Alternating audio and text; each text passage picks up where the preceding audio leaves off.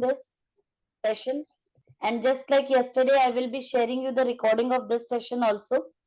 I hope the voice was clear in the session. Those who have seen the session recordings, they can confirm that the recordings were loud and clear. Today we will be understanding the classification of the cloud. Like हमारा बचपन से जब भी हम लोगों ने जितनी भी पढ़ाई करी है, when we studied about the animals, we have studied about the classification. Similarly, in the cloud also, now we have now understood that what cloud is. So now we will be understanding about the cloud classification. So first of all, the cloud can be classified based on two different criteria. The first one is it can be classified based on the deployment model. That means in which the cloud is getting deployed is the classification based on the deployment model. मतलब किस तरह से मैं मेरे cloud को deploy कर रही हूँ, उस चीज के बेसिस पे जो हमारा क्लाउड का डिप्लॉयमेंट या क्लासिफिकेशन हुआ है, उसको बोलते हैं classification of the cloud based on the deployment model. Deploy करना मतलब इम्प्लीमेंट करना, किस तरह से मैंने उसे इम्प्लीमेंट किया है मेरी ऑर्गेनाइजेशन के लिए.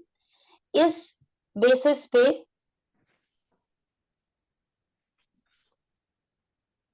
हमारा क्लाउड मेजरली 3 क्राइटेरियाज में डिवाइड होता है: private, public and hybrid. Apart from that, it can also be classified into community and multi cloud. So basically अगर हम देखें क्लाउड का classification based on deployment model, so then it can be classified into 5 different types: public, private, hybrid, community and multi. So these are the 5 different models in which the cloud can be classified. Now let us understand what these different types of clouds are. So first of all, the public cloud. The public cloud is the cloud in which anyone, see basically when I say cloud over here in AWS or in Azure or in Google, when I say cloud over here, it basically means a data center created by the cloud service provider. So now when I am saying cloud of AWS, that means it is the data center of AWS. And when the data center of AWS is open to all, that means anyone can come and log in into that account and create the infrastructure over here, then it is known as a public cloud. Like our AWS that we will be using throughout this syllabus is basically a public cloud. Okay, because in this I will be creating my account, you guys will also be creating your account, and we all are working in the same infrastructure which has been created by AWS. The only difference over here is that what I will create will be seen by me only, and what you will create will be seen by you only. That segregation and security is being maintained by AWS. But all of us are actually and eventually entering into the same data center and are creating our infrastructure. That kind of deployment is known as public cloud. ऐसा cloud जिसमें कोई भी आके अंदर अपना infrastructure create कर सकता है, and at the infrastructure level segregation maintain करना. मतलब अमेजोन को ये चीज मेंटेन करनी पड़ती है कि मेरे बनाए हुए वर्चुअल मशीन्स सिर्फ मुझे दिखाई दें और आपकी बनाई हुई मशीन्स सिर्फ आपको दिखाई दे. हमें एक दूसरे की मशीन्स तब तक नहीं नजर आएंगी जब तक हम अपनी मशीन्स को एक दूसरे के साथ शेयर ना कर ले. तो वो बेसिक सिक्योरिटी मेंटेन करना अमेजोन का काम होता है, लेकिन इन द बैकग्राउंड हम सेम डेटा सेंटर के अंदर मशीन्स क्रिएट कर रहे हैं, and that kind of deployment is known as public cloud. Multiple customers मतलब ओपन फॉर ऑल है. अब अगर एक डेटा सेंटर मैंने बनाया है जो कि सिर्फ और सिर्फ एक सिंगल पर्सन के लिए बना हुआ है, सिंगल पर्सन मतलब सिंगल कस्टमर। मान लीजिए एक कंपनी है एबीसी इंटरनेशनल, उस एबीसी इंटरनेशनल के लिए मैंने एक डेटा सेंटर बनाया और ये डेटा सेंटर के अंदर सिर्फ एबीसी इंटरनेशनल के यूजर्स, क्लाइंट्स और एम्प्लॉइज ही कनेक्ट कर सकते हैं, दूसरे कोई भी लोग कनेक्ट नहीं कर सकते हैं। तो then that particular data centre is known as your private cloud. If it is a single tenant, tenant का मतलब समझते हैं आप लोग, किराएदार। अगर एक सिंगल किराएदार के लिए मैंने डेटा सेंटर क्रिएट किया है तो वो प्राइवेट क्लाउड होता है।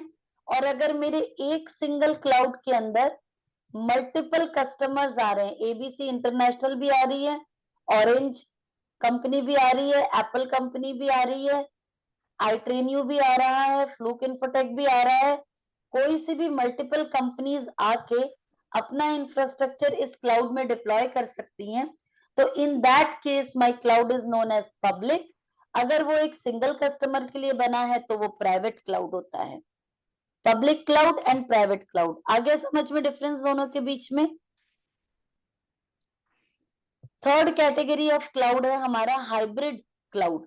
अब हाइब्रिड क्लाउड में क्या रहता है, देखो कोई भी एक कंपनी रहेगी तो कंपनी के पास ना एक्चुअली अगर हम लोग देखें तो हमेशा ऐसा नहीं होता है कि देखो, जब अगर हम देखें तो प्राइवेट क्लाउड जिस तरह से मैंने आपको एक्सप्लेन किया, देखने से आपको समझ आ रहा होगा कि इट इज हाईली सिक्योर, क्योंकि ये एक सिंगल टीनेंट के लिए बना हुआ है।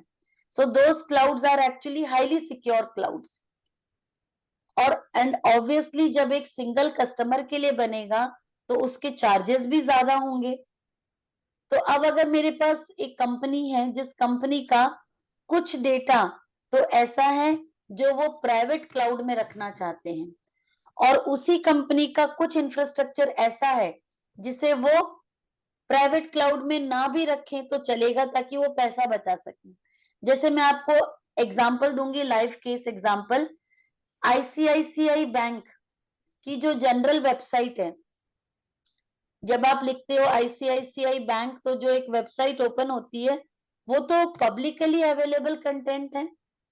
उस पर्टिकुलर कंटेंट को कंपनी को प्राइवेट डेटा सेंटर में होस्ट करने की जरूरत नहीं है। लेकिन जो उनकी कोर बैंकिंग एप्लीकेशन है जहां से उनके सारे नेशनल इंटरनेशनल ट्रांजैक्शंस होते हैं, उस पर्टिकुलर एप्लीकेशन को, जो कि उनकी बिजनेस क्रिटिकल एप्लीकेशन है, आईसीआईसीआई बैंक चाहेगा कि उसे ज्यादा सेफ एनवायरनमेंट के अंदर रखा जाए। सो इन दैट केस आईसीआईसीआई अपनी वेबसाइट जो है वो पब्लिक क्लाउड पे रख देगा और कोर बैंकिंग एप्लीकेशन को अपने प्राइवेट क्लाउड में रख देगा। और जब मैं वेबसाइट पे गई और मैंने वहां लॉगिन पे क्लिक किया तो लॉगिन पे क्लिक करने के बाद मुझे क्या करना पड़ता है, अपने आप को ऑथेंटिकेट करना पड़ता है कि मैं एक जेन्युइन यूजर हूं, जिस जेन्युइन यूजर को इस प्राइवेट एरिया में जाने की परमिशन है। तो अगर आपकी कंपनी का डिप्लॉयमेंट कुछ ऐसा है जिसमें some of your infrastructure has been deployed in public cloud and some of your infrastructure has been deployed in private cloud, and there is a safe authenticated channel created so that the users on the public cloud can go into private cloud if they are authorized to go over there. In that situation, the deployment of the cloud is known to be a hybrid cloud deployment, जिसमें आपका private और public दोनों तरह का deployment हो रहा है और इन दोनों क्लाउड्स के बीच में आपका एक सेफ चैनल क्रिएट किया जाता है जहां पे सिर्फ ऑथेंटिकेटेड यूजर्स ही आपके पब्लिक क्लाउड से प्राइवेट क्लाउड की तरफ ट्रैवल कर सकते हैं। So those are known as hybrid cloud deployment, public cloud, private cloud, hybrid cloud. Fourth type community cloud. अब क्लाउड इंप्लीमेंट किया है मेरी ऑर्गेनाइजेशन में, अब मुझे चाहिए तो प्राइवेट क्लाउड के फीचर्स, सिक्योरिटी, लेकिन मुझे इतना पैसा इम्प्लीमेंट नहीं करना है। तो हम क्या कर सकते हैं, जैसे अगर मैं आपको एक रियल लाइफ एग्जांपल दूं, आपकी यूनिवर्सिटी है कोई सी एक, और उस यूनिवर्सिटी के कुछ अफाइलेटेड कॉलेजेस हैं, कॉलेज 1, कॉलेज 2, कॉलेज 3, कॉलेज 4, ऐसे करके 50 कॉलेजेस इस यूनिवर्सिटी के। यूनिवर्सिटी ने प्लान किया कि हम ई लाइब्रेरी क्रिएट करना चाहते हैं। किसके लिए? सिर्फ हमारे स्टूडेंट्स के लिए, सबके लिए नहीं है, सिर्फ हमारे स्टूडेंट्स के लिए वो लाइब्रेरी होगी। हमारे मतलब जो भी कॉलेजेस इस यूनिवर्सिटी के साथ अफाइलेटेड है और उनके जो बच्चे हैं, मतलब specific set of people, not for everyone and not for single, एक के लिए भी नहीं है और सबके लिए भी नहीं है। यहाँ पे अ सेट ऑफ पीपल है जिनका की कॉमन कुछ कनेक्शन है, जैसे ये सारे कॉलेज इस यूनिवर्सिटी के साथ अफाइलेटेड है और ये सारे बच्चे उस कॉलेज में पढ़ रहे हैं, तो हम एक ई लाइब्रेरी क्रिएट कर रहे इन सारे बच्चों के लिए जो अफाइलेटेड कॉलेजेस के अंदर एडमिशन है, जिनका जो इस यूनिवर्सिटी को बिलोंग करते हैं।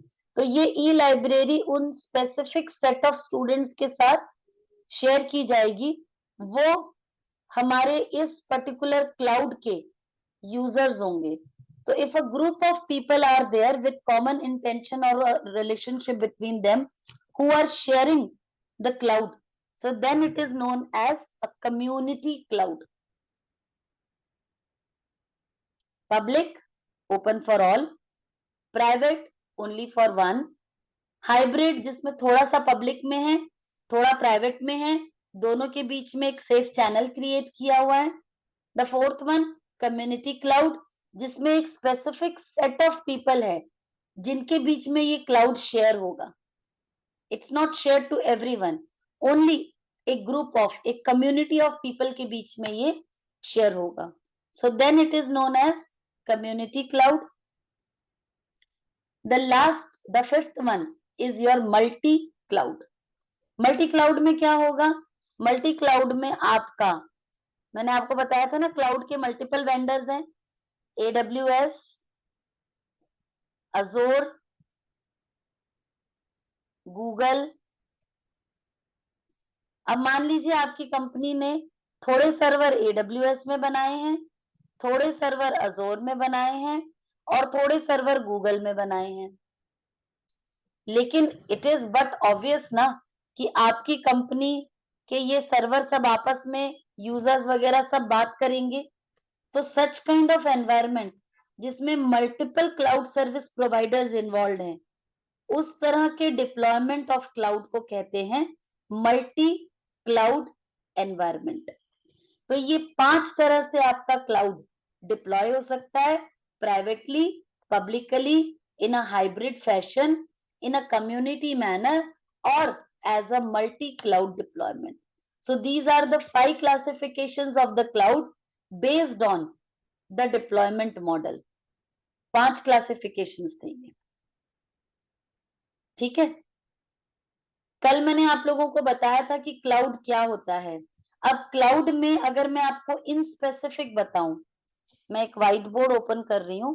मान लीजिए कि क्लाउड में मुझे एक सर्वर डिप्लॉय करना है। I want to deploy a server in cloud. अब ये सर्वर पता है कैसे डिप्लॉय होता है क्लाउड में? क्लाउड में एक टेक्नोलॉजी जो कि बहुत वास्ट लेवल पे यूज हो रही है, उस टेक्नोलॉजी को कहते हैं हम द टेक्नोलॉजी ऑफ वर्चुअलाइजेशन। जो मेरा क्लाउड बना हुआ है ना, वो पूरा का पूरा वर्चुअलाइजेशन पे बना हुआ है। वर्चुअलाइजेशन मतलब जो कि एक्चुअली नहीं है, वर्चुअली है। जैसे वर्चुअल रियलिटी होती है ना, in the same way it's not actually present, it is virtually available. Let me bring you back to here so that you are able to see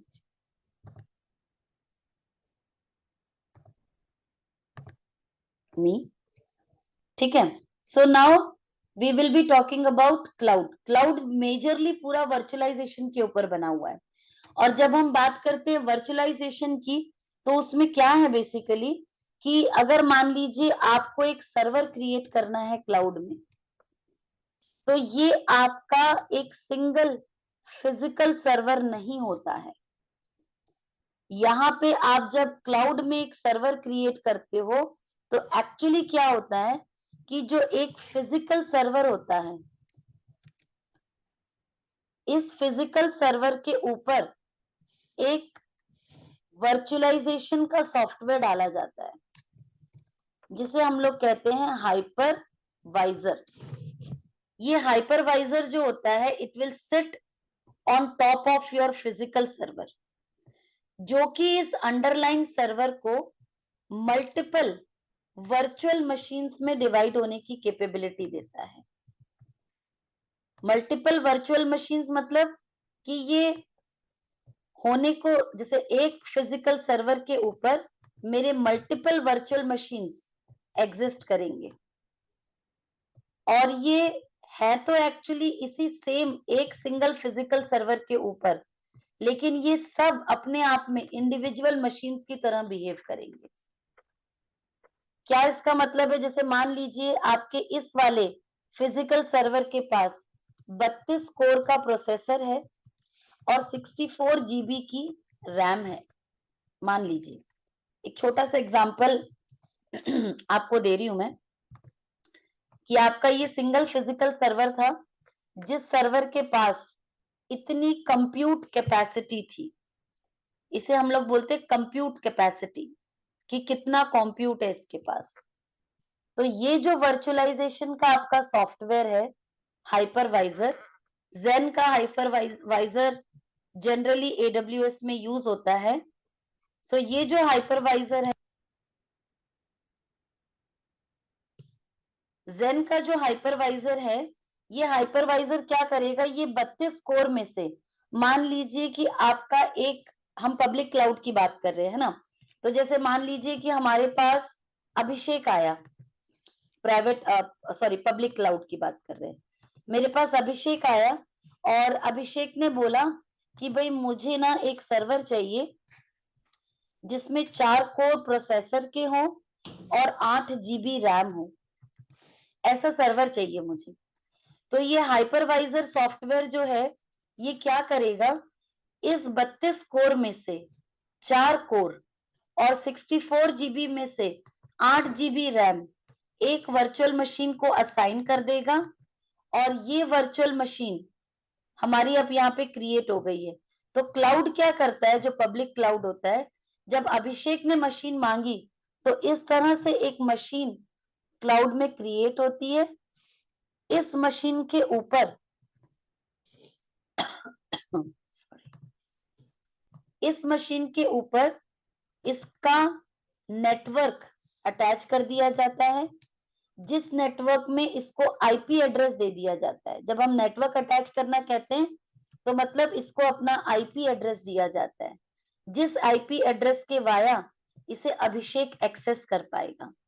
on top of it, इस virtual machine के ऊपर थोड़ी storage भी allocate करके दी जाती है, क्योंकि भाई अब अभिषेक चाहेगा कि मेरी इस वर्चुअल मशीन के ऊपर लाइनेक्स ऑपरेटिंग सिस्टम चले, तो अब वो लाइनेक्स का ओएस स्टोर करने के लिए स्टोरेज भी तो चाहिए। इसीलिए आपकी इस वर्चुअल मशीन के साथ स्टोरेज एलोकेट की जाती है। अब ये स्टोरेज भी पता है पूरी वर्चुअलाइज्ड होती है क्लाउड के अंदर। एक्चुअली ये स्टोरेज फिजिकली नहीं इस मशीन के साथ अटैच होती है। आपके पास, मतलब अमेज़न के पास बहुत बड़ा पूल ऑफ स्टोरेज अवेलेबल है। इस पूल में से अभिषेक ने बोला कि मुझे 500 जीबी स्टोरेज चाहिए, तो इस पूल के अंदर से 500 जीबी ऑफ स्टोरेज का एक चंक बनेगा, और ये 500 जीबी ऑफ स्टोरेज अभिषेक को अलोकेट हो जाएगी, एंड अभिषेक क्या करेगा, उस स्टोरेज को इस वर्चुअल मशीन के साथ अटैच कर देगा। तो यहां भी वर्चुअलाइजेशन हो रही है।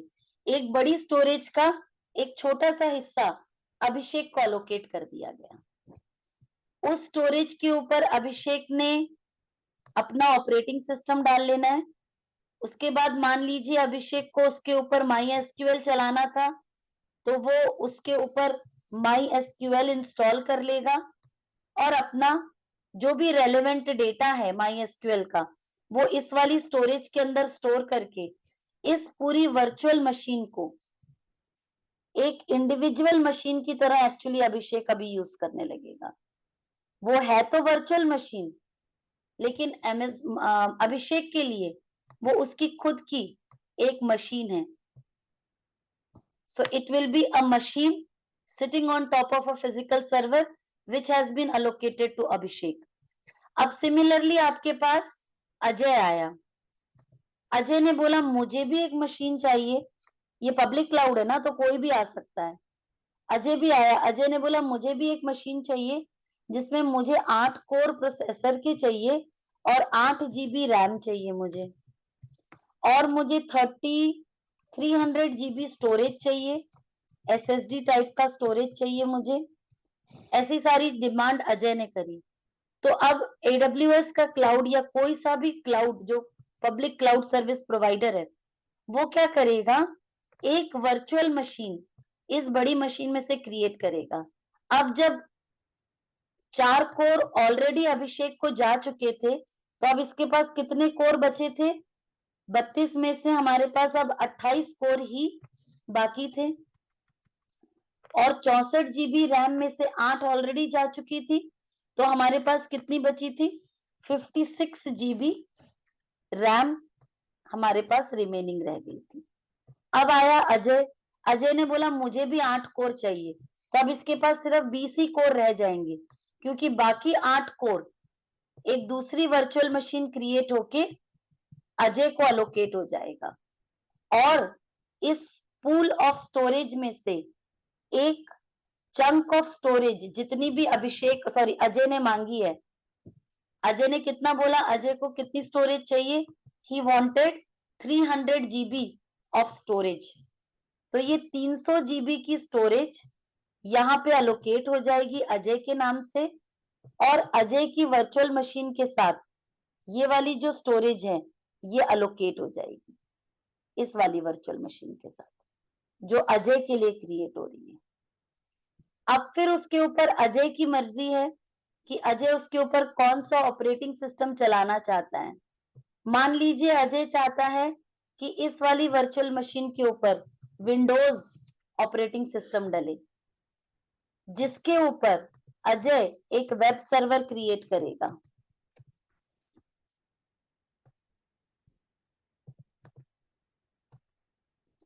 तो इस तरह से हर एक physical machine multiple virtual machines के अंदर डिवाइड की जाती है क्लाउड में।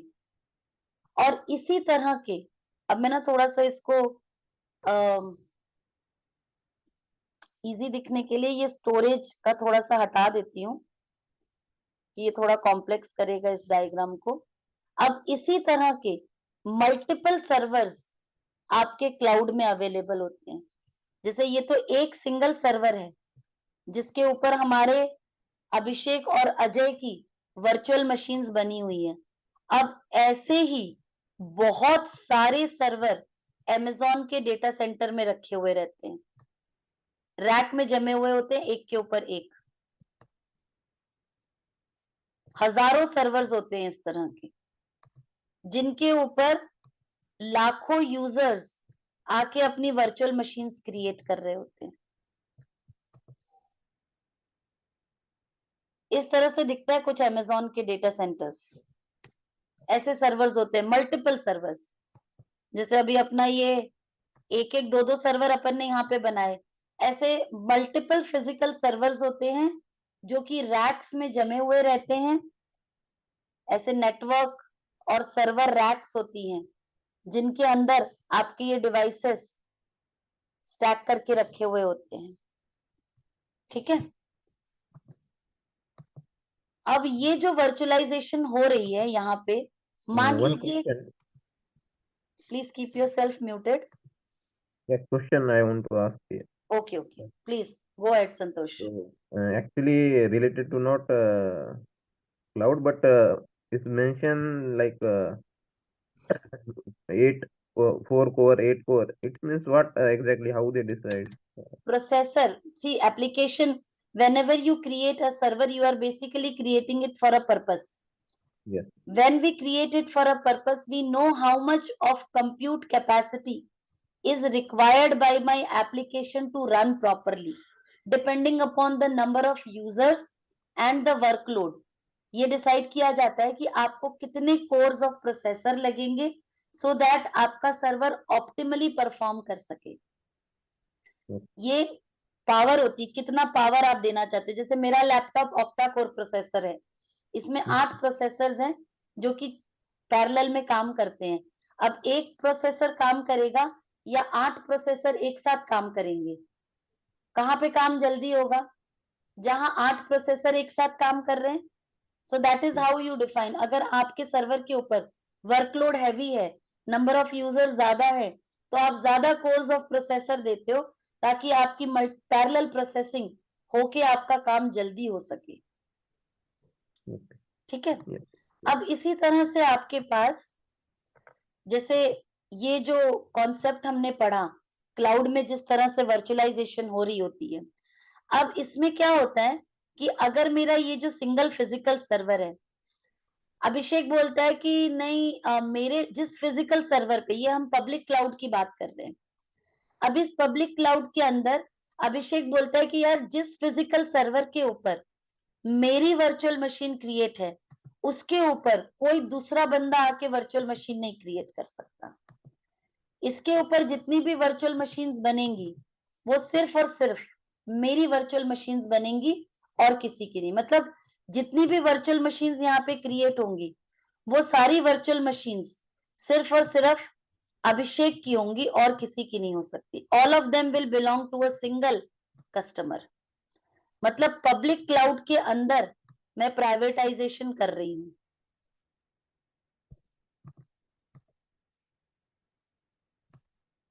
पर हमारा प्राइवेटाइजेशन किसके बेसिस पे है? खाली हमारे एक सर्वर के ऊपर. ये जो फिजिकल सर्वर, जैसे हजारों सर्वर मेरे क्लाउड में रखे हुए हैं, उन हजारों में से मैंने सिर्फ एक को मेरे खुद के लिए रिजर्व करके रख लिया. ऐसा भी पॉसिबल होता है क्लाउड में. इसको हम लोग कहते हैं डेडिकेटेड. हमारे पास 2 तरह की टेनेंसी होती है, इसे हम लोग कहते हैं डेडिकेटेड टेनेंसी.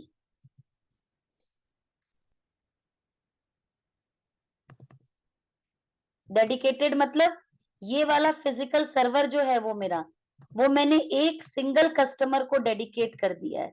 तो अगर आपको ना पब्लिक क्लाउड के अंदर भी अपने प्राइवेट एरिया क्रिएट करना है, ये कि ये सर्वर मेरा, कोई दूसरा नहीं इसके ऊपर सर्वर बनाएगा, तो आप उसको कहते हैं डेडिकेटेड टेनेंसी. जनरली क्लाउड में जो टेनेंसी यूज होती है, वो यूज हो रही होती है शेयर्ड टेनेंसी.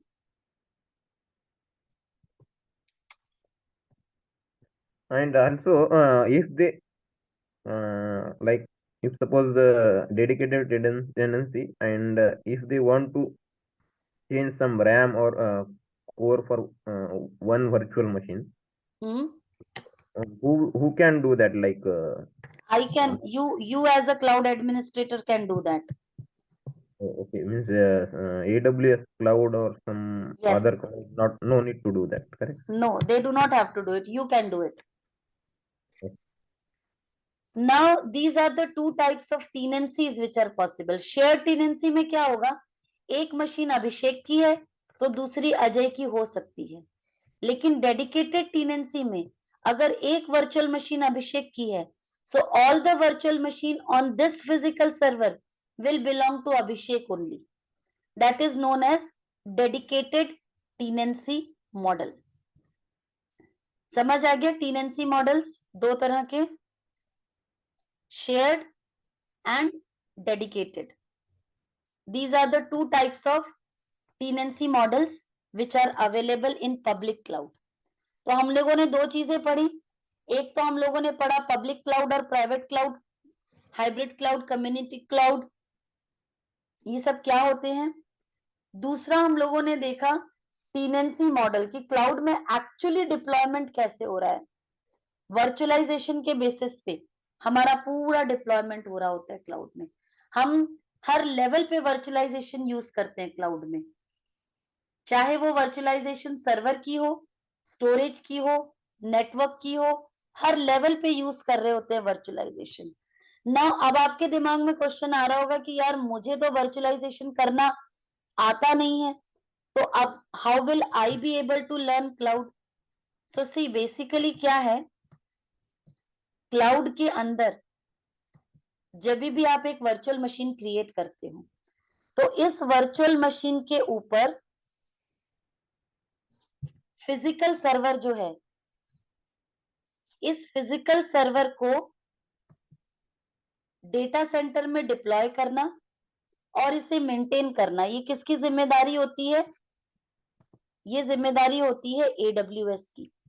हमें उसकी चिंता करने की जरूरत नहीं होती है। अब ये सिंगल फिजिकल सर्वर किस तरह से मल्टीपल वर्चुअल मशीन्स में डिवाइड हो रहा है, मतलब वर्चुअलाइजेशन की जिम्मेदारी किसकी है, अगेन AWS की है। मेरी ये वाली वर्चुअल मशीन को जैसे मैंने मशीन क्रिएट करी, मान लीजिए AWS के डेटा सेंटर में, मैं इंदौर में बैठ के इस मशीन को एक्सेस कर पाऊं, उसके लिए इस मशीन का नेटवर्क पे कनेक्ट होना जरूरी होता है। तो वो नेटवर्क की जिम्मेदारी किसकी होती है, अगेन AWS की होती है। ये मेक श्योर करना कि मेरी वर्चुअल मशीन किसी और को नजर ना आए, ये जिम्मेदारी किसकी होती है, अगेन अमेज़न की होती है। ये जो स्टोरेज मुझे मिल रही है मेरी वर्चुअल मशीन पे, मेरी स्टोरेज को कोई दूसरा कस्टमर ना देख पाए, ये जिम्मेदारी किसकी होती है, अमेज़न की होती है। इसके बाद इसके ऊपर एक बार जो वर्चुअल मशीन बन गई, तो मेरी वर्चुअल मशीन पे मैं कौन सा ऑपरेटिंग सिस्टम डालूंगी, उसके ऊपर कौन सा सॉफ्टवेयर डालूंगी, स्टोरेज के अंदर क्या डेटा रखूंगी, that is my choice as a customer. अगर मैं एक कस्टमर हूं तो वो मेरी चॉइस होती है। Now based on this model also ना आपके क्लाउड का क्लासिफिकेशन हुआ है based on the service model, जिसे हम लोग अब अंडरस्टैंड करने वाले हैं। लेकिन उसके पहले मैं आपको बड़ा ही लेमैन सा एक एग्जाम्पल देने वाली हूं।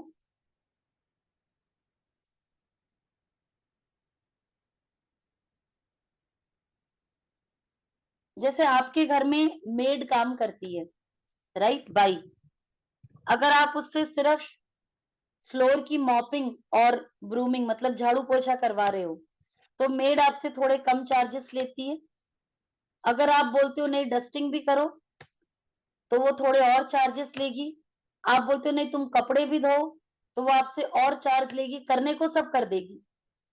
ऐसे ही क्लाउड भी आपकी IT सर्विसेज की मेड है, and in this you can leverage more and more on it.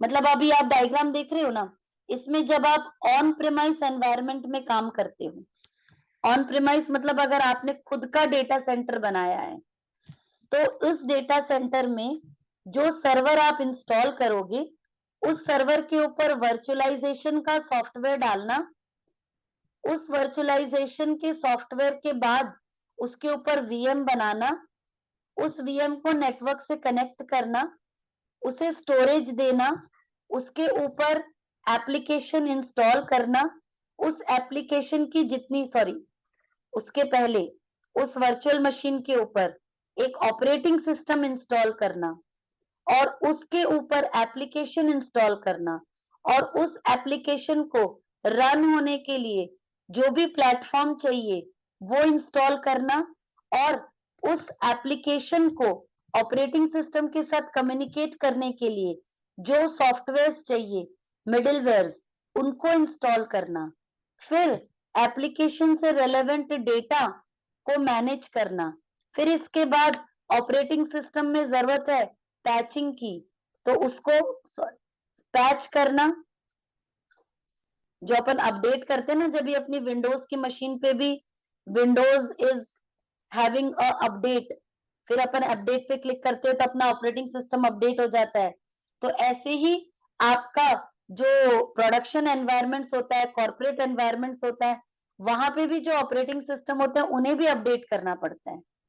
तो उसे अपडेट करना, मिडिलवेयर के ऊपर अगर कोई अपडेट आया है तो उस अपडेट को एग्जीक्यूट करना, रन टाइम पे अगर कोई अपडेट आया है तो उनको करना, आपकी एप्लीकेशन के डेवलपर ने कोई चेंज करा एप्लीकेशन को तो उस अपडेट को आपकी एप्लीकेशन के ऊपर डिप्लॉय करना, आपके डेटा की सिक्योरिटी,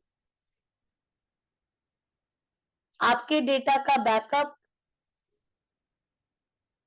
ये सब मेंटेन करना, सिक्योरिटी के लिए क्या लगेगा, बैकअप के लिए क्या इंफ्रास्ट्रक्चर लगेगा, ये सारा काम आप कर रहे होते थे जब हम ऑन प्रेम में काम करते थे। तब जब क्लाउड आया तो क्लाउड ने बोला कि मैं आपको 3 तरह से सर्विस प्रोवाइड करूंगा, infrastructure as a service, platform as a service and software as a service. You call it as IaaS, PaaS, SaaS. ये 3 क्लासिफिकेशन ऑफ क्लाउड है बेस्ड ऑन सर्विस मॉडल। ये वाला क्लासिफिकेशन ऑफ क्लाउड जो है ये service model के basis पे किया है। अब इसमें क्या हो जाएगा, अब इसमें बेसिकली देखो, अगर आपने क्लाउड से infrastructure as a service model में परचेस करा है, सॉरी, अगर आपने क्लाउड से बोला कि मुझे ना आप infrastructure as a service model में सर्विसेज दो, तो क्लाउड सर्विस प्रोवाइडर क्या करेगा, वो बोलेगा ठीक है, मैं आपको फिजिकल सर्वर खरीद के डिप्लॉय करना मेरा काम, उसको नेटवर्क से कनेक्ट करके उसके ऊपर वीएम बना के देना मेरा काम, आपको जो स्टोरेज चाहिए वो स्टोरेज आपको प्रोवाइड करना वो भी मेरा काम। इतना मैं करके एक बार ऑपरेटिंग सिस्टम इंस्टॉल करके आपको दे दूंगा, इतना करके आपको दे देना अमेज़न का काम रहेगा। फिर बाद में उस ऑपरेटिंग सिस्टम के ऊपर अगर किसी तरह की कोई पैचिंग की जरूरत है तो वो आप खुद करोगे। आपको जो भी एप्लीकेशन डालनी है उस वर्चुअल मशीन पे और उसके लिए जो भी रन टाइम सॉफ्टवेयर चाहिए या मिडिलवेयर चाहिए वो आप एज अ कस्टमर करोगे। आपकी एप्लीकेशन की डेटा को लाना, उसे सिक्योर करना और उसका बैकअप लेना आपकी जिम्मेदारी होगी। अगर इस तरह के सर्विस मॉडल पे आप काम कर रहे हो तो इसे कहा जाता है infrastructure as a service model. वहीं अगर मान लीजिए कि आप बोलते हो कि यार मैं तो डेवलपर हूं, मुझे ये सब काम नहीं आता है इतना करना, मेरे को नहीं पता कि ऑपरेटिंग सिस्टम को कैसे पैच करते हैं और रन टाइम मिडलवेयर के साथ कैसे काम करते हैं, तो अमेज़न बोलता है कोई बात नहीं, अगर आपको नहीं आता है तो आपके लिए इतना तो मैं कर ही रहा था, virtualisation, sorry, virtualisation, server, storage, network तो मैं काम कर ही रहा था। मैं as a cloud service provider operating system install करके देने के बाद उसको पैच करके अपडेट रखने का काम भी मैं करके दूंगा, रन टाइम और मिडिलवेयर की पैचिंग, अपडेटिंग, इंस्टॉलिंग भी मैं करके दूंगा। आप बस बता दो आपको क्या चाहिए। जैसे डेवलपर बोलता है अच्छा मुझे ना एक्चुअली मैंने नोड जेएस में एप्लीकेशन बनाई है, आप मुझे नोड जेएस तक इंस्टॉल करके दे दो, उसके ऊपर मैं मेरी एप्लीकेशन और मेरा डेटा मैं खुद देख लूंगा कि क्या है। मैं डेवलपर हूं, मेरे पास नोड जेएस की एप्लीकेशन है और उसका डेटा है, वो मैं खुद देख लूंगा। बाकी वो नोड जेएस तक का पूरा प्लेटफॉर्म अमेज़न को बोलता है आप मुझे बना के दे दो। तो अमेजोन ये पूरा प्लेटफॉर्म बिल्ड करके देगा और इसके बाद इस प्लेटफॉर्म को मैनेज करने का काम भी अमेजोन का। जो क्लाइंट होगा, एंड यूजर होगा, वो सिर्फ अपनी एप्लीकेशन और अपना डेटा यहीं तक अपनी जिम्मेदारी रखेगा, बाकी नीचे का पूरा प्लेटफॉर्म मैनेज करना अमेजोन का काम। इसे अमेजोन बोलता है, या फिर सारे क्लाउड सर्विस प्रोवाइडर्स ही बोलते हैं, platform as a service. You call it as platform as a service, infrastructure as a service, and the second one is platform as a service, and the last one is your software as a service. Now software as a service में क्या होता है कि जैसे आप मान लो एक accountant हो, अब आपको तो ये भी नहीं पता कि टैली की एप्लीकेशन किसने बनाई, क्या करी। टैली की एप्लीकेशन में जब कोई नया फीचर आ रहा है तो वो कहाँ से आ रहा है, कौन लेके आ रहा है, you are not aware about anything. आप क्या करते हो, खाली अपना अकाउंट बना लिया और काम कर रहे। और सिंपल एग्जांपल दूं, इंस्टाग्राम। इंस्टाग्राम में कभी आपने चिंता करी ये एप्लीकेशन का सॉफ्टवेयर कौन बना रहा है, नए नए फीचर कैसे आते हैं, आपका जो डेटा होता है, जो रील्स आप अपलोड करते हो, वो कौन सी स्टोरेज में स्टोर हो रहे हैं। कैसा ऐसा नहीं होता कि कभी आपकी रील्स डिलीट हो गई, करप्ट हो गई, और इंस्टाग्राम बोलता है सॉरी बॉस, जिस हार्ड डिस्क में तुम्हारी रील्स रखी थी वो हार्ड डिस्क करप्ट हो गई, अब आपकी हार्ड डिस्क, आपकी रील्स गई। ऐसा क्यों नहीं होता, कौन कर रहा है ये सब इन द बैकग्राउंड। कैसे ऐसा होता है कि मेरी इंस्टाग्राम की एप्लीकेशन जैसे ही मैंने मोबाइल पे टच करा फट से ओपन हो जाती है, नेटवर्क से कनेक्टेड रहती है। वो एप्लीकेशन ऑफ इंस्टाग्राम कौन से ऑपरेटिंग सिस्टम पे चल रही है, कहाँ उसका सर्वर है, वी डोंट केयर। हम बस हमारा अकाउंट क्रिएट करेंगे और हमने काम कर लिया हमारा, right. So that kind of service जो इंस्टाग्राम जैसी चीजों में मिलती है, ऐसा ही अमेजोन अपने थर्ड पार्टी सर्विस प्रोवाइडर्स के साथ मिलके आपको इस तरह की सर्विसेज भी देता है, जिन्हें कहते हैं आप SaaS, software as a service. तो सर्विस मॉडल के हिसाब से आपका क्लाउड 3 कैटेगरीज में डिवाइडेड है, infrastructure as a service, platform as a service and software as a service. ये 3 क्लासिफिकेशन ऑफ क्लाउड आपके पास अवेलेबल है।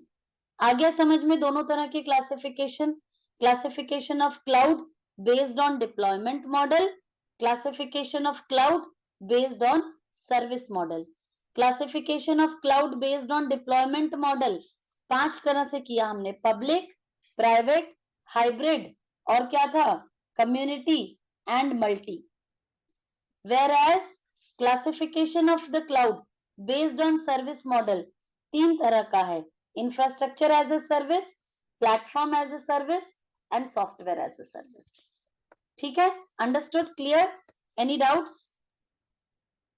तो नाउ कंपनीज में अभी कैसे मॉडल मीन्स होता है, डिप्लॉयमेंट बेस्ड होता है या service model based mostly means? देखो, कंपनीज में आपका डिप्लॉयमेंट किस तरह से किया जा रहा है, प्लस उसमें किस तरह का सर्विस मॉडल लिया जा रहा है। अगर फिर से लेमैन लैंग्वेज में समझाऊं तो पहली चीज कि आप एक रेंटेड अपार्टमेंट में रह रहे हो या आपने खुद का विला बनाया है, तो वो हो गया आपका प्राइवेट पब्लिक हाइब्रिड वाला कॉन्सेप्ट। अब उसके अंदर आप काम करने के लिए बाई रख रहे हो कि नहीं रख रहे हो, that is your this model.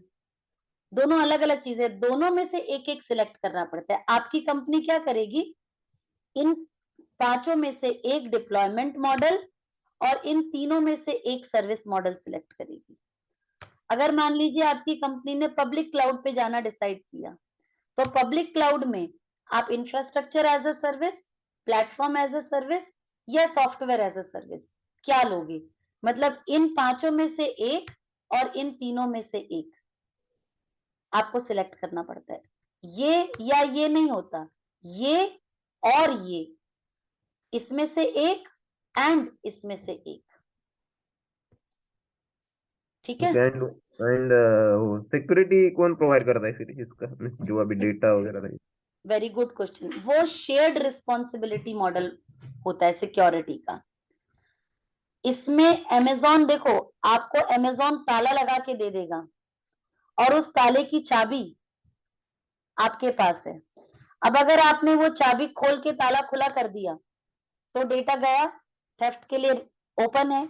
लेकिन आपने उसे ठीक से कॉन्फ़िगर करा हुआ है तो आपका डेटा सेफ है।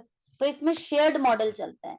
अमेजोन आपको टूल्स और मेथड्स देगा जिसके वाया आपका डेटा प्रोटेक्ट हो सकता है, लेकिन उसे प्रॉपरली इंप्लीमेंट करना आपकी रिस्पॉन्सिबिलिटी होती है। So that is security deploy होती है शेयर्ड रिस्पॉन्सिबिलिटी मॉडल में, जिसे हम लोग पढ़ेंगे आगे चल के। और वो क्लाउड सिक्योरिटी भी रहता है ना, क्लाउड हाँ, सिक्योरिटी। क्लाउड सिक्योरिटी होता है। क्लाउड सिक्योरिटी का मतलब क्लाउड में अवेलेबल जितने भी सिक्योरिटी ऑप्शंस हैं उन्हें हम लोग क्लाउड सिक्योरिटी कहते हैं। अब मुझे एप्लीकेशन सिक्योर करनी है तो वेब एप्लीकेशन फायरवॉल, एप्लीकेशन को डॉस अटैक से बचाना है तो अलग फायरवॉल, मुझे मेरी एप्लीकेशन को लेयर 3 लेयर 4 अटैक से बचाना है तो अलग सिक्योरिटी, मुझे मेरे डेटा को एट रेस्ट सिक्योर करना है तो एनक्रिप्शन, इन ट्रांजिट करना है तो एसएसएल। ऐसे बहुत सारी चीजें हैं जो during the course of our syllabus हम लोग पढ़ेंगे। क्लाउड सिक्योरिटी एक ब्रॉड कॉन्सेप्ट है जिसके अंदर क्लाउड में ऑफर होने वाली अलग अलग सिक्योरिटी के टूल्स को आप पढ़ते हैं। हम बहुत सारे टूल्स हमारे सिलेबस में कवर करेंगे। अच्छा, मीन्स वो भी AWS प्रोवाइड कर सकता है, मीन्स हम लेंगे तो उनकी तरफ। Yes of course, AWS will be able to provide it. Encryption देता है, एसएसएल सर्टिफिकेट देता है, वैफ देता है, डॉस देता है, IPS, IDs, guard duty, vulnerability assessment सब देता है अमेजोन। हम धीरे धीरे सारी चीजें पढ़ेंगे, सिक्योरिटी पूरा पढ़ेंगे। स्टोरेज में भी एडब्ल्यूएस के अंदर बहुत सारी स्टोरेज की टाइप्स हैं। आपको object storage, block storage, file storage मतलब शेयर्ड स्टोरेज, सभी तरह की स्टोरेजेस होती हैं। ये सारा भी हमारे सिलेबस का पार्ट है। तो क्लाउड में सिक्योरिटी, क्लाउड में स्टोरेज, क्लाउड में सर्वर क्रिएट करना, उस सर्वर को कनेक्ट करना, उसे मैनेज करना, डेटाबेस हम पढ़ेंगे क्लाउड के अंदर, माइग्रेशन पढ़ेंगे हम लोग क्लाउड के अंदर। हमारा सिलेबस काफी वास्ट है। ये देखो, अब मैं नहीं पढ़ने वाली हूँ कि ये क्या क्या सिलेबस लिखा हुआ है, बट बहुत सारा सिलेबस है जो हम लोग पढ़ने वाले हैं। ठीक है, ओके। सिलेबस की कॉपी हमारी वेबसाइट के ऊपर अवेलेबल है। हमारे सिलेबस में क्या क्या कवर होगा, so that is there on the okay. Website. अगर आप लोग जाओगे वेबसाइट के ऊपर, I hope you have been to the website www.itrainu.in।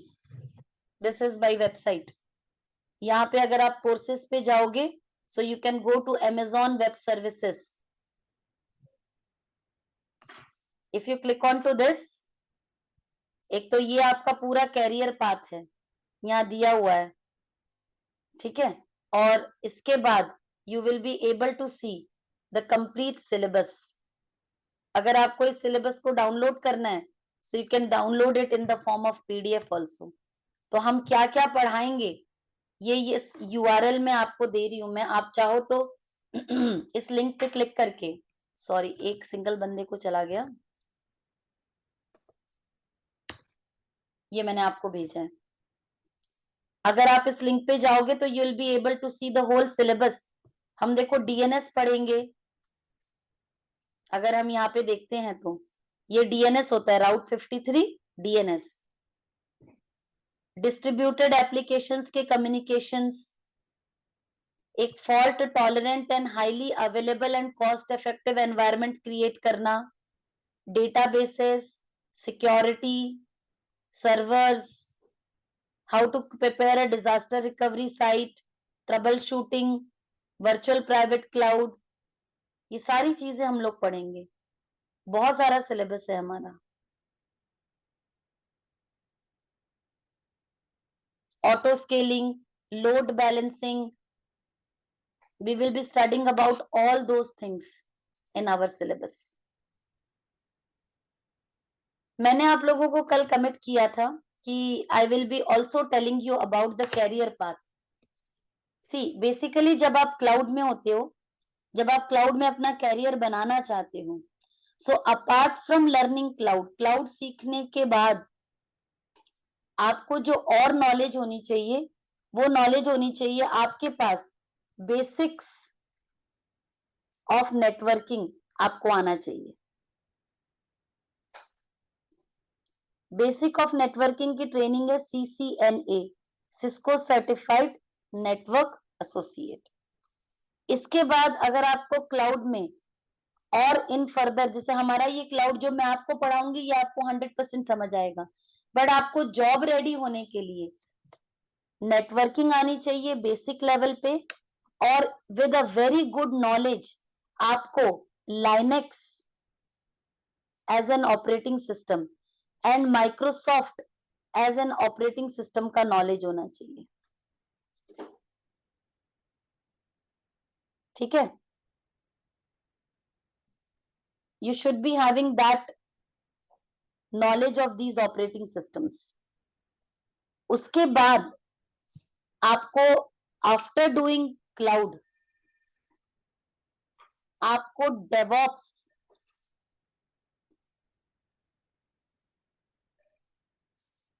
पढ़ना चाहिए। So this should be your flow of trainings that you should go for. ऐसा नहीं है कि पहले ये करूं या ये करूं, आप पहले ये अगर कर रहे हैं तो बाद में आप ये, sorry let me take some darker colour, है ना। So later on at least you should do this, this and this and this also. So ये पूरा का पूरा क्लाउड आपको एक क्लाउड प्रोफेशनल की तरह when you will get into the market, so these tools will help you to answer all the questions which are coming into your path. Basics of networking, a very good knowledge of Linux, ये तो सबसे, मतलब ये समझ लीजिए यहाँ basics चाहिए तो अगर मैं यहाँ 1 स्टार लगाऊं तो लाइनेक्स तो आपको डबल स्टार दूंगी मैं यहाँ पे आपको, इतना इंपॉर्टेंट है क्लाउड सीखने के बाद इसे सीखना। Then on top again Microsoft single star and DevOps को आई वुड गिव 3 स्टार्स, इतना इंपॉर्टेंट है। So you can choose on the priority, और आपके पास कितना टाइम है, कितना क्या है, तो आप ऐसा कर सकते हो कि आप क्लाउड सीखने के बाद जो ज्यादा इंपॉर्टेंट है, जैसे लाइनेक्स सीख लो और फिर डेवऑप्स सीख लो, लेटर ऑन जब टाइम मिले तब नेटवर्क और माइक्रोसॉफ्ट भी सीख लेना, but at the end of the day आपको ये सारी चीजें सीखनी चाहिए। मार्केट में जाने के लिए जो मैंडेटरी आपको आना चाहिए अलोंग विद क्लाउड, वो है लाइनेक्स एंड डेवऑप्स, इतना तो मैंडेटरी आपको आना चाहिए। और ये these are Microsoft servers and CCNA are cherry on the cake, मतलब आपको ये अगर आता है तो your possibilities of getting selected will be more, ये आ जाता है डिफरेंस। ठीक है, अभी एक क्वेश्चन था, एक मेरा बैकग्राउंड अभी नेटवर्क से है, तो फिर डेवऑप्स करने की जरूरत है क्या? बिल्कुल है जरूरत। आज की डेट मैंने में प्योर नेटवर्किंग के बंदे कहां तक कन्फाइन हो जाएंगे ना, कौन बात कर रहा है मुझसे, संतोष। हम्म, संतोष, आज आज से आने वाले 5 साल के बाद जो प्योर नेटवर्किंग के बंदे होंगे वो कहां तक कन्फाइन हो जाएंगे, सिर्फ और सिर्फ आपके ऑन प्रेमाइस में जो स्विच रखे हैं और उन स्विच पे जो एंड यूजर्स कनेक्टेड हैं उनका नेटवर्क और वाईफाई मैनेज करना, बस। क्योंकि नहीं नहीं, सर्वर तो पूरे क्लाउड में चले जाएंगे। नेटवर्क सिक्योरिटी भी है तो नहीं, उस नेटवर्क वही आपको बता रही हूँ, देखो सर्वर पूरा क्लाउड में चला गया हम्म, तो मेनली हम लोग सिक्योरिटी बहुत स्ट्रिंजेंट लेवल पे क्यों डिप्लॉय करते हैं, क्योंकि हमारे क्रिटिकल सर्वर और डेटा हमारे नेटवर्क में होता है। अब अगर मैंने इन सर्वर्स को यहाँ से हटा के क्लाउड में डाल दिया है तो हमारी सिक्योरिटी यहाँ पे लूज हो जाएगी थोड़ी एज कंपेयर। हमारी सिक्योरिटी टाइट कहाँ पे होगी, क्लाउड लेवल पे, राइट। तो इन दैट केस आपका ये सॉल्यूशन आर्किटेक्ट का जो सिलेबस है ये आपको नेटवर्किंग इन क्लाउड पूरी तरह से अचीव करा देगा। तो you will be a future ready network engineer. Solution architect के अंदर पूरी नॉलेज आ जाएगी आपको कि क्लाउड में नेटवर्किंग किस तरह से करते हैं, क्लाउड में सिक्योरिटी किस तरह से करते हैं। इसके बाद सिक्योरिटी की स्पेशलाइजेशन होती है, वो आप करके आगे जा सकते हो। For you in specific, Santosh. Yeah, so means DevOps is not necessary. So या we can see, go for the network cloud security. yes, if you want to be into networking only, Yeah. then that is the field। लेकिन आज अगर मैं बात करूं, the market which is providing you more jobs or the technology which is providing you higher salary packages is not networking, Santosh, frankly speaking। आपको ज्यादा salary एक sorry, कहाँ गए हम, बहुत ज्यादा आगे चले गए। आपको जो ज्यादा सैलरीज मिल रही हैं वो आपको मिल रही हैं एज अ डेवऑप्स इंजीनियर।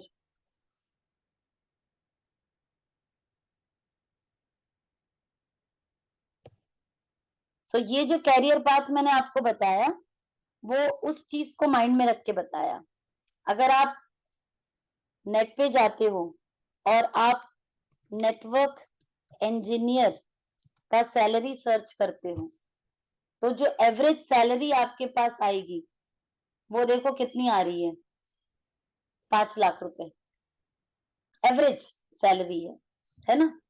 और इसी को मैं कर दूं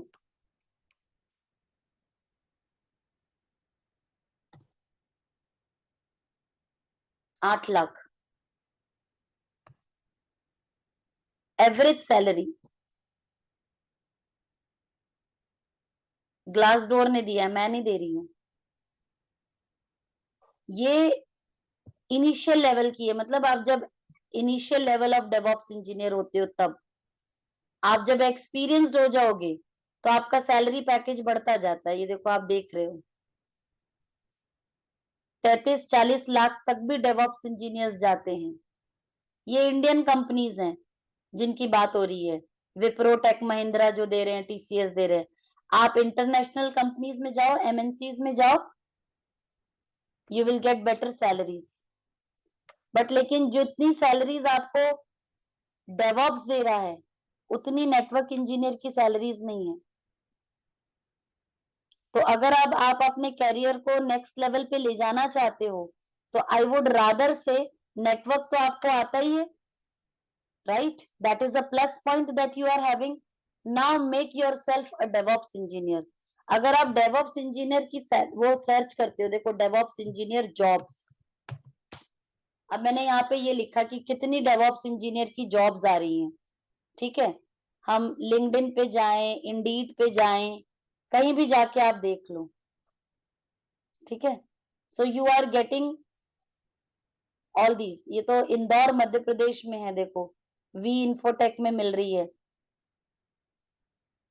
10 लाख रुपए तक देने को तैयार है वो, डेवऑप्स में अगर आप काम करना जानते हो तो। ये भी देखो इंदौर की है, इंदौर बहुत छोटा सिटी है। Bitcot is also an Indore based company. इतनी सारी डेवऑप्स की जॉब्स इंदौर में मिल रही हैं, ठीक है। ये क्योंकि मैंने विद इन 25 किलोमीटर किया हुआ है। मैं इसको हटा दूं, लाइक इफ आई से मुझे 100 किलोमीटर के अंदर देखनी है तो फिर मुझे बाहर की भी दिखाई देंगी। या फिर मैं यहाँ से रिस्ट्रिक्शन ही हटा दूं इंदौर मध्य प्रदेश की, मुझे बैंगलोर में देखनी है, कर्नाटका। सी, a lot of jobs are there।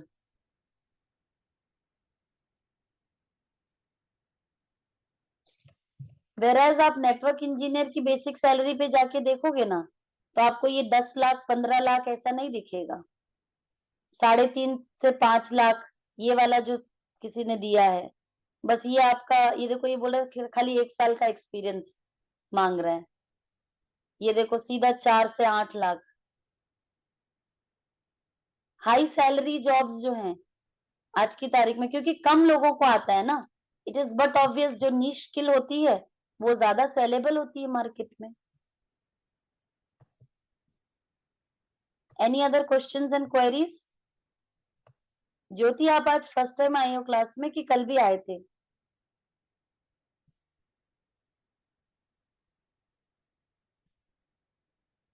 You can unmute and can talk to me Jyoti, अगर आप बात करना चाहते हो तो।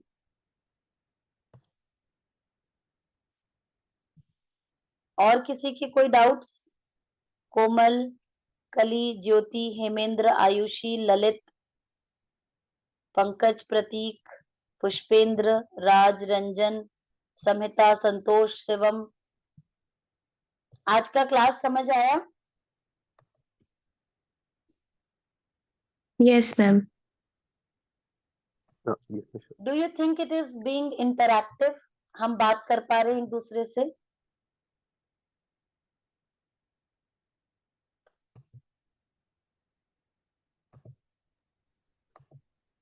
yes.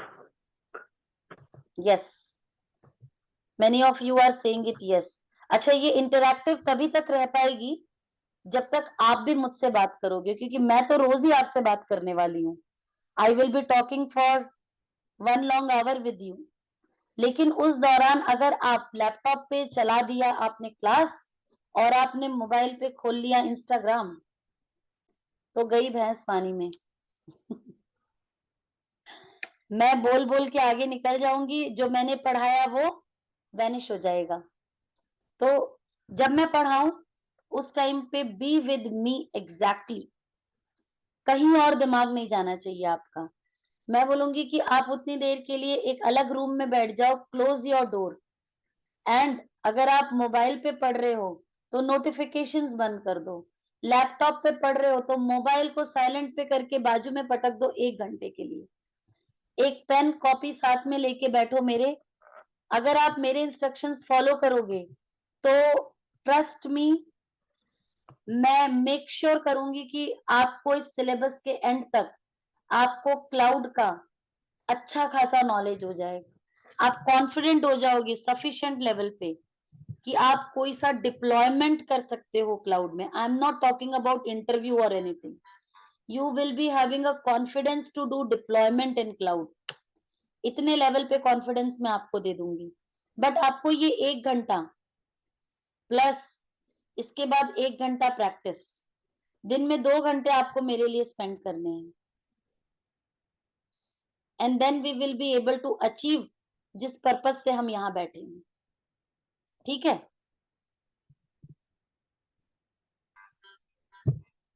All good? Can we stop?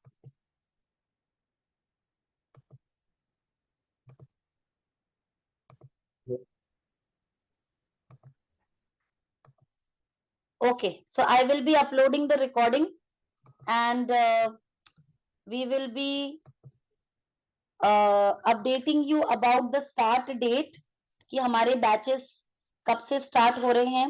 Probably the team will be updating you in a day or two कि हमारा actual batch, these were the demos के बाद registration होते हैं। आप लोग भी अपना registration करके complete कर लीजिए। After you do the registration, you will be added to the actual batch, जहाँ पे आपको batch की start date communicate होगी। आपको आपका गूगल ड्राइव का आईडी शेयर करना है, जहाँ पे आपको लेक्चर्स की रिकॉर्डिंग्स शेयर होंगी, and then you will also be getting PDFs from our side, जिनमें स्टेप बाय स्टेप इंस्ट्रक्शन दिए रहते हैं किसी भी प्रैक्टिकल को परफॉर्म करने के लिए। जो भी प्रैक्टिकल मैं क्लास में करवाऊंगी उस प्रैक्टिकल का स्टेप बाय स्टेप इंस्ट्रक्शन आपको in the form of PDF मिलेगा। ठीक है? So that is what we are going to provide you during the course of our syllabus. Thank you so much guys for joining the session. I am available on WhatsApp group. आपका दिन भर में भी कोई doubt आए, बाद में भी कोई डाउट आए, आप WhatsApp ग्रुप के ऊपर आपकी क्वेरी पोस्ट कीजिए। I will be more than happy to answer the query, जो भी है आपकी जिस भी सब्जेक्ट से रिलेटेड है, and then we will be communicating you about the batch start date. Most probably Monday onwards हमारा बैच स्टार्ट हो जाएगा। 90% कंफर्म्ड है कि हम लोग मंडे से हमारा ओरिजिनल बैच जो है स्टार्ट करेंगे, जहां पे जो हमने पढ़ा उसका क्विक रिवीजन होगा एंड लेटर टू दैट हमारा आगे का सिलेबस कंटिन्यू हो जाएगा। आई will be giving you syllabus sheet in the beginning and हम टिक टिक टिक टिक करके एक एक टॉपिक हमारा सिलेबस का कंप्लीट करेंगे। ठीक है, चलो आज के लिए वाइंड अप करते हैं। Take care and have a very nice day guys. Thank you so much. Yes, sir.